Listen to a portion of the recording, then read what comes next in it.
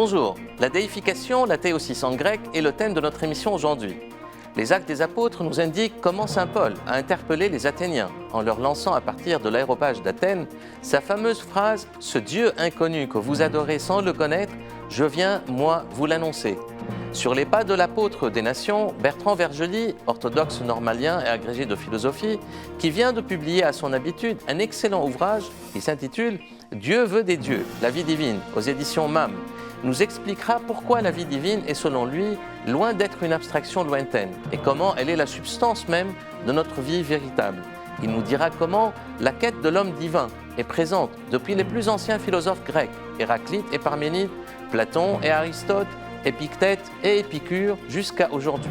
Le grand entretien sera précédé du traditionnel journal de l'orthodoxie et sera suivi d'une vidéo où le chant liturgique du Trisagion, Saint Dieu, Saint fort, Saint immortel, aie pitié de nous, est magnifiquement interprété selon la composition de notre amie Nana Peradze, chef de chœur orthodoxe et compositrice de renommée, dont la belle voix a marqué notre émission depuis ses débuts avec son générique du célèbre chant Agni Parthene Despina, qui a été écrit par Saint Nectaire Ostégine et interprété par Nana Peradze.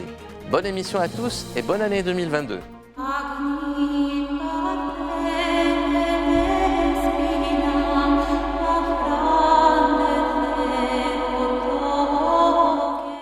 Istanbul appelle du patriarche Bartholomée de Constantinople pour la réouverture de l'Institut de théologie orthodoxe de Chalki, en Turquie, et ce à l'occasion du centenaire de l'encyclique synodale de 1920. Le patriarche Bartholomée a reçu par ailleurs au Phanar une délégation de l'Église orthodoxe de la Macédoine du Nord, entité non reconnue par les églises orthodoxes autocéphales ni par l'Église orthodoxe serbe ayant juridiction dans ce pays. À Moscou, création par le synode de l'Église orthodoxe russe, présidé par le patriarche Kirill de Moscou, d'un exarcat épiscopal d'Afrique, qui a reçu, suite à leur appel, plus d'une centaine de clercs du patriarcat d'Alexandrie.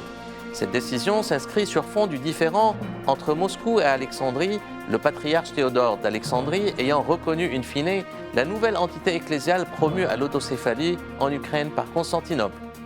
Moscou toujours, décès à l'âge de 82 ans du frère aîné du patriarche Kirill, l'archiprêtre Nikolai Gondeaev, recteur honoraire de la cathédrale de la Transfiguration de Saint-Pétersbourg, professeur et ancien recteur de l'Académie théologique de Leningrad. À Alep en Syrie, intronisation du nouveau métropolite d'Alep, Monseigneur Ephrem, par le patriarche Jean X d'Antioche en la cathédrale du prophète Élie d'Alep. Le patriarche Jean X avait d'ailleurs appelé le patriarche Bartholomée pour s'enquérir de sa santé. À Chypre et en Grèce, visite apostolique de sa sainteté le pape François à Chypre, puis en Grèce, où il a rencontré les autorités de ces deux pays. Il a été reçu à Chypre par l'archevêque Chrysostome, avec les métropolites du synode chypriote, puis à Athènes par l'archevêque Jérôme. Istanbul, après avoir été admis à l'hôpital ayant été testé positif, le patriarche Bartholomée de Constantinople a réintégré ses quartiers au Phanar et a présidé le 6 janvier à la bénédiction de l'eau à l'occasion de la fête de la Théophanie. En Jordanie, le roi de Jordanie, Abdallah II, honore le patriarche de Jérusalem, Théophilos III, avec la médaille de la royauté pour le rôle historique du patriarcat dans la préservation de la présence chrétienne à Jérusalem. À Podgorica, érection d'une statue dans la capitale du Monténégro pour honorer son ancien évêque, l'emblématique métropolite Amphiloque, décédé en 2020 des suites du Covid. À Tbilissi, en Géorgie, commémoration du 44e anniversaire de l'intronisation du patriarche catholicos Élie de Géorgie, le plus ancien primat des églises orthodoxes autocéphales. En Roumanie, décision du Saint-Synode de l'Église de Roumanie pour une année ecclésiale honorant les chantres liturgiques qui assurent ce service d'église. À Milan, le métropolite Antoine de Chersonèse du patriarcat de Moscou a célébré le 21 décembre une liturgie orthodoxe devant les reliques de saint Ambroise de Milan. À Moscou, l'archipel de Solovki, siège du célèbre complexe monastique orthodoxe, érigé en monument culturel fédéral par la ministre russe de la Culture. Varsovie, publication par la métropole orthodoxe de Varsovie de l'ouvrage Colors of Orthodoxy, regroupant plusieurs photos sélectionnées par l'Orthophoto Awards. En France, reprise en décembre dernier des réunions de l'Assemblée des évêques orthodoxes de France sous la présidence du nouveau métropolite de France, Monseigneur Démétrios. En France toujours, l'Assemblée des évêques orthodoxes de France a fait part du décès de Monseigneur Luka Kovacevic, l'évêque du diocèse serbe en France, un de ses plus anciens membres, La liturgie funéraire a été célébrée à l'église Saint-Sava de la rue Saint-Plon, à Paris, en présence des évêques orthodoxes de France. L'enterrement a eu lieu au monastère de Vavendege, à Belgrade. Publication, le début de l'Évangile, du métropolite Hilarion Alfiev, traduit du russe par Xenia Gelo et publié aux éditions des Cirques, portant sur tous les aspects de la figure du Christ et le contexte de la naissance des évangiles. La théologie sacramentaire byzantine, les sacrements chez Nicolas Kabasilas et Siméon de Thessalonique, aux éditions Boschen, publié par l'archevêque Job Getcha, qui revient sur la grande érudition sur les sacrements de ces deux grandes figures intellectuelles du monde byzantin du XIVe siècle. La préface est de la grande spécialiste byzantine Marie-Hélène Congourdeau. Notre coup de cœur va à la maison d'édition Sophia, petite maison d'édition à caractère familial, menée par le père Odaïski et par sa matouchka Myriam, à Cannes, qui fait un grand travail d'édition et de traduction. Homélie pour chaque dimanche de Monseigneur Antoine Blum de Sourouge, traduite du russe par Myriam Odaïski, en est une belle illustration. De même, publication de Je découvre l'Église, une publication du monastère Srendensky à Moscou, un excellent ouvrage catéchétique traduit par Myriam Odaïski, comportant de magnifiques illustrations explicatives sur tous les aspects de la vie de l'Église orthodoxe pour les parents et pour leurs enfants. Enfin, coup de cœur pour cette magnifique collection de la vie de saints racontée aux enfants, toujours aux éditions Sophia, vie de Saint Nicolas, de Saint Constantin, de Sainte Marie l'Égyptienne, Saint Jean Chrysostome, Saint Séraphin de Sarov, Saint Spiridon et de tant d'autres publiés en petit format avec de belles illustrations colorées.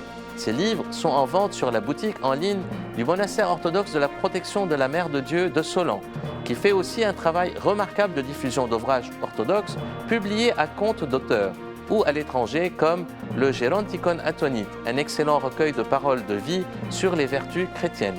Et tout de suite, le grand entretien.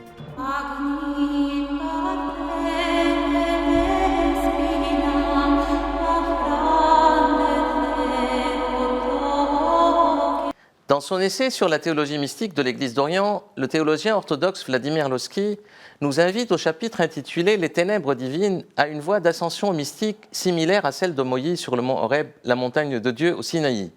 Dans son traité de théologie mystique, saint Denis l'Aréopagite, disciple de saint Paul, décrit ce chemin d'ascension.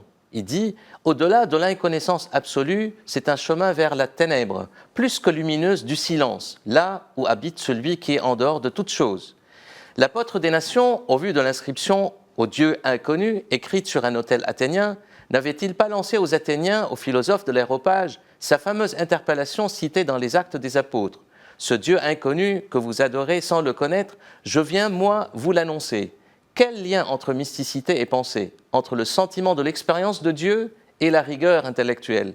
Nous sommes là au cœur du logiciel de Bertrand Vergely, qui vient de publier « Dieu veut des dieux », la vie divine, aux éditions MAM, où il est question de la quête de l'homme divin, depuis les plus anciens philosophes grecs, Héraclite et Parménide, depuis Platon et Aristote, depuis Épictète et Épicure, jusqu'à aujourd'hui. Comment concilier philosophie et religion, orthodoxie et école républicaine, et comment pérégriner avec la philosophie en tant que vécu avec la pensée, puis avec le bonheur, pour aboutir à l'émerveillement et la sagesse grecque qui réconcilie la beauté et le tragique. Quelle est-elle cette voie d'ascension intellectuelle et mystique qui mène vers la communion avec la vie divine ? Quelle est-elle cette voie de déification et de purification, respectivement la théosis et la catalsis en grec, qui permet dès ici et maintenant à renoncer au sens comme à toute opération rationnelle afin d'aller vers celui qui surpasse tout être et toute science, vers le visage des visages, qui récapitule tout en tout. Bertrand Vergely est orthodoxe, normalien et agrégé de philosophie. Il est l'auteur de plusieurs ouvrages aussi brillants que ce dernier, où il explique et nous dira pourquoi la vie divine est loin d'être une abstraction lointaine et comment elle est la substance même de notre vie véritable. Bertrand, bonjour. Bonjour. En premier lieu, bonne année, tous mes voeux. Bonne année et bonne année à tous nos auditeurs. Et un grand merci pour cet excellent ouvrage, en fait, qui est vraiment, ça ne m'étonne pas, parce que tous tes ouvrages sont excellents. Mais comment est venue cette idée d'écrire ce livre ? Cette idée est la convergence de beaucoup de choses. D'abord, elle est quelque chose que j'ai entendu avant d'enseigner la théologie morale à l'Institut Saint-Serge, à savoir que vivre de la vie en Christ, c'était vivre la vie angélique.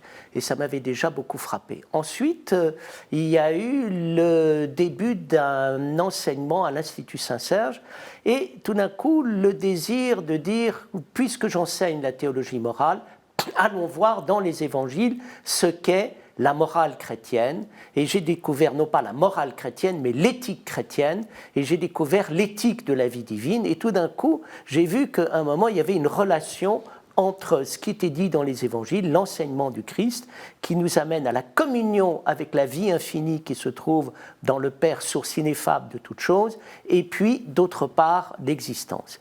Et puis ensuite, j'ai vu aussi que la vie divine n'était pas simplement quelque chose que recherchaient les chrétiens, mais c'était quelque chose que recherchaient les sages. Qui était inscrit déjà. Et c'était inscrit.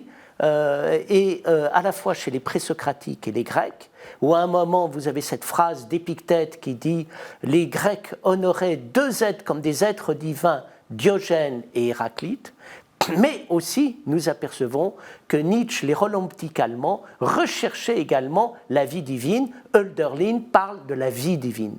Et donc, qu'est-ce que c'est que l'expérience de la vie divine? L'expérience de la vie divine, c'est vraiment l'expérience du Christ à travers la rencontre entre ce que j'appellerais l'existence et l'être, de savoir que nous sommes dans l'existence, et puis il y a l'existence qui est reliée à la vie fondamentale, qui est la source divine de l'existence, et la relation entre l'existence concrète dans le visible et d'autre part la source divine de l'existence donne la relation fulgurante entre les deux, qui est l'expérience du Christ. Et cette expérience du Christ, je la vois au cœur de toute chose, et en particulier dans l'expérience de la philosophie. Qu'est-ce qui fait qu'il y a philosophie? Il y a philosophie parce que je suis dans la réalité, parce que d'autre part, je m'alimente à l'intuition qu'il existe une réalité absolue, et je fais se rencontrer la réalité absolue avec la réalité, et ça donne à un moment ce contact fulgurant, ça donne ces pensées qui nous illuminent et qui nous montrent à un moment les sources de l'existence. Qu'est-ce qui fait qu'il y a philosophie? C'est que nous nous rendons compte que les sources de l'existence ne sont pas simplement matérielles et empiriques, elles sont aussi ontologiques. À un moment donné, vous dites que la philosophie, c'est vivre avec la pensée, c'est vivre avec le bonheur, pour arriver à l'émerveillement, et puis dans votre parcours, vous avez écrit vos livres, en fait, sur la sagesse grecque aussi. Donc, on a l'impression que c'est aussi un chemin d'ascension, une voie d'ascension qui est similaire à celle de Moïse sur la montagne, en fait, de Dieu. Exactement. C'est-à-dire que l'idée, c'est d'aller plus loin. On prend l'essence, on prend l'intellect, mais on se dépouille de tout pour monter vers Dieu. Voilà.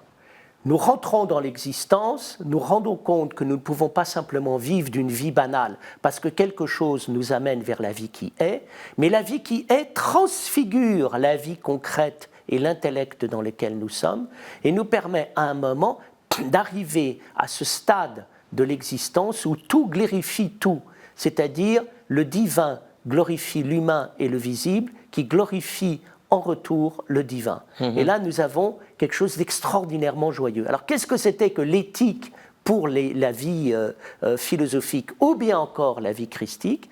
C'est vivre de l'intérieur en écoutant le divin qui vit en nous et en nous laissant inspirer par lui, et en nous nourrissant de lui, et en buvant ce qu'il est. Et donc là, ça donne ces êtres tout à fait extraordinaires qui ont quelque part rompu avec le monde parce qu'ils ont trouvé ce que cherchait la Samaritaine, c'est-à-dire une eau dont on n'est jamais assoiffé. Assoiffé, une eau vive. Voilà, une eau vive. Ce qui est extraordinaire dans le livre, en fait, c'est qu'il est, je dirais, nourri un peu de ton expérience, c'est-à-dire de ton logiciel, qui est à la fois une quête contemplative, mais qui est en même temps aussi très enraciné dans la philosophie. Et c'est bourré, je dirais, de références en fait philosophiques, de grands penseurs, de grands philosophes. Et c'est un peu, quelque part, toi, enraciné dans l'orthodoxie d'une manière charnelle, mais en même temps, je dirais, l'enfant de l'école républicaine, agrégé de philosophie. Et donc, l'idée, c'est de concilier les deux et de ne pas les opposer. Prenons par exemple, quand je parle dans ce livre, je parle de 3 éléments. D'abord, je parle des expériences divines et j'ai donné du sens à ce moment esthétique de la vie où on dit c'est divin. Et c'est la raison pour laquelle j'ai pris ce titre. Et ça peut partir des choses les plus charnelles. Voilà, Dieu veut des dieux, c'est une phrase de Novalis, et qui dit « La religion des anciens était une religion pratique et esthétique ». Et c'est-à-dire on vivait d'une manière non morale, mais esthétique, le divin, et c'était terriblement éthique. Alors je crois qu'il y a des expériences de saveur, de sensibilité, de finesse, de délicatesse, qui sont des expériences divines. Et ça, c'est le principe divin que tu expliques au premier chapitre. Et là, dans la première partie, je dis, il y a des éléments, le divin fait partie de la vie. Alors ça, c'est l'orthodoxe qui parle, avec ce côté charnel qui parfois surprend nos amis occidentaux, mais qui ont eux aussi tout un sens à un moment du caractère charnel de Dieu et de cette sensibilité exquise, divine, impalpable. Comme dit Jean Kelevitch, quelque part, le comble de la sensibilité, c'est l'impalpable à l'intérieur du palpable, l'invisible à l'intérieur du visible, l'inouï à l'intérieur de ce que l'on entend. Ensuite, j'ai vu dans l'humanisme, j'ai vu en permanence une présence de l'homme divin. Et aussi curieux que ça puisse paraître, les deux sont ensemble.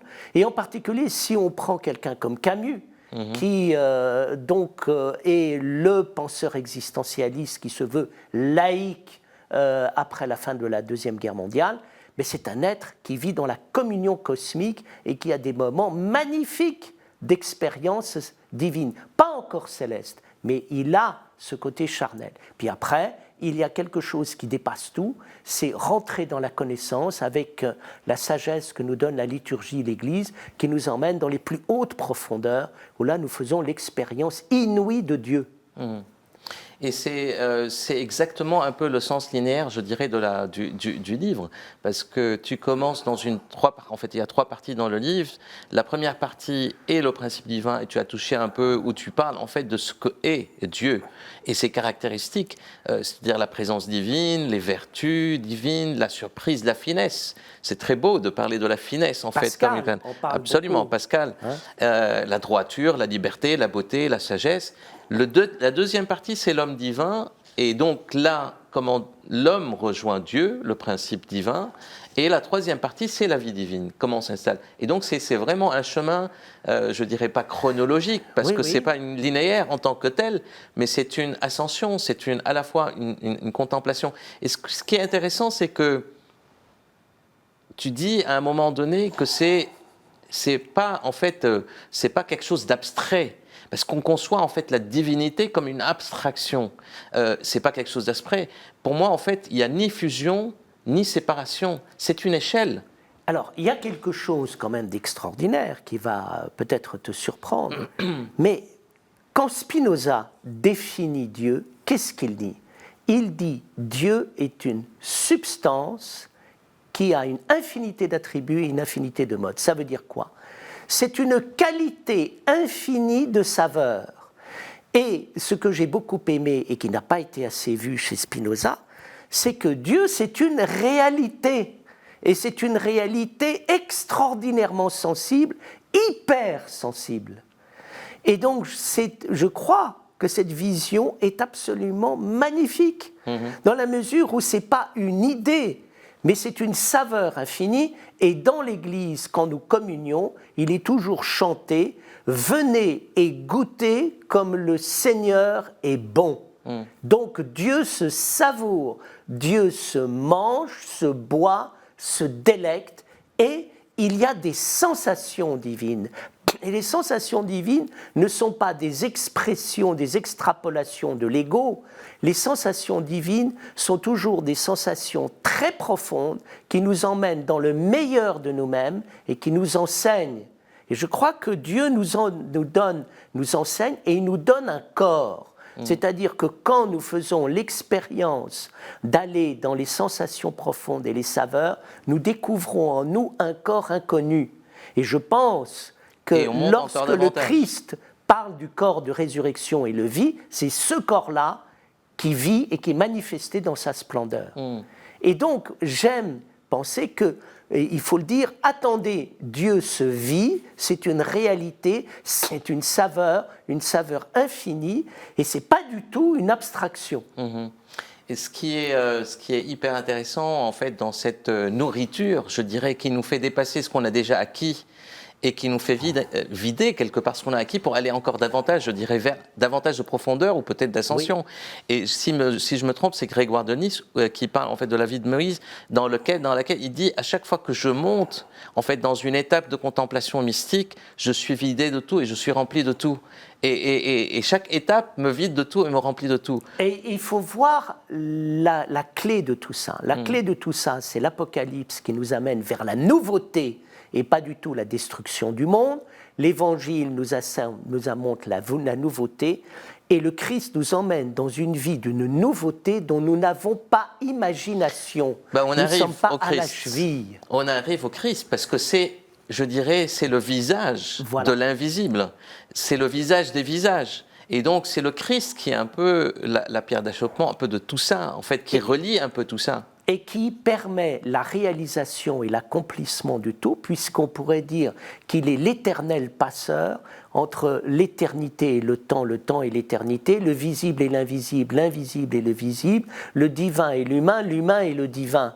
Et là, nous sommes dans l'extraordinaire expérience du Christ, d'où l'idée de passer par lui pour vivre ces passages et ces rencontres entre le visible et l'invisible. Alors ça, c'est la déification, la théosis. Oui, voilà. Et je veux partir en fait d'une réflexion du prologue pour arriver à l'épilogue. Oui. Dans le prologue, tu dis, il y a se nourrir et manger. Si on mange seul et sans joie une nourriture qui a été octroyée, on ne mange pas. Pour manger, il ne faut pas simplement manger, il faut avoir l'impression de manger. On a cette impression quand la nourriture est bonne, et quand elle a été offerte et partagée. Donc c'est la communion, c'est l'altérité, c'est la projection, c'est l'attention vers l'autre.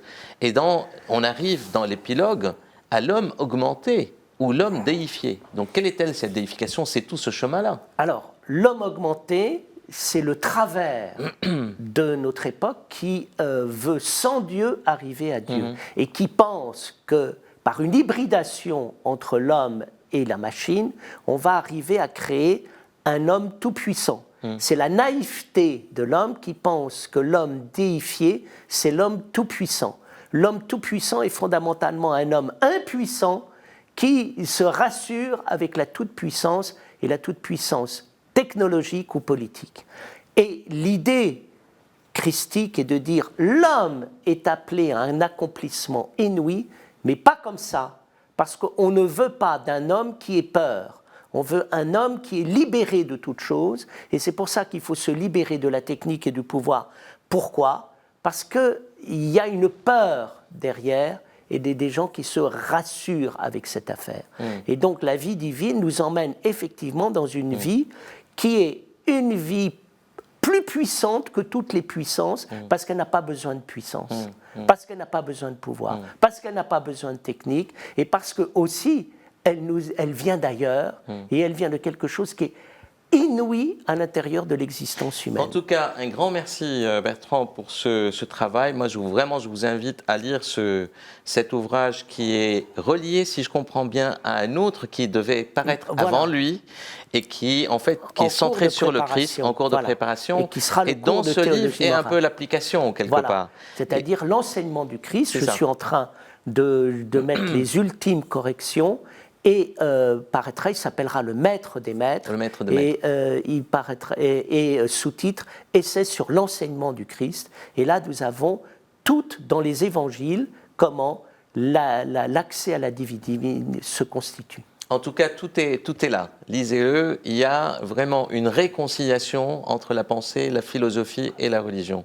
Et non pas une frontalité, une opposition. En tout cas, grand merci Bertrand. Merci, chère Carole. Et là, je vous laisse avec notre vidéo de fin où le chant liturgique du Trisagion, Saint Dieu, Saint fort, Saint immortel, aie pitié de nous, est magnifiquement interprété selon la composition de notre amie Nana Peradze, chef de chœur orthodoxe et compositrice de renommée, dont la belle voix a marqué notre émission depuis ses débuts, avec son générique du célèbre chant Agni Parthène d'Espina, qui a été écrit par Saint Nectario Stégine et interprété par Nana Peradze. Et moi, je vous dis à la prochaine émission.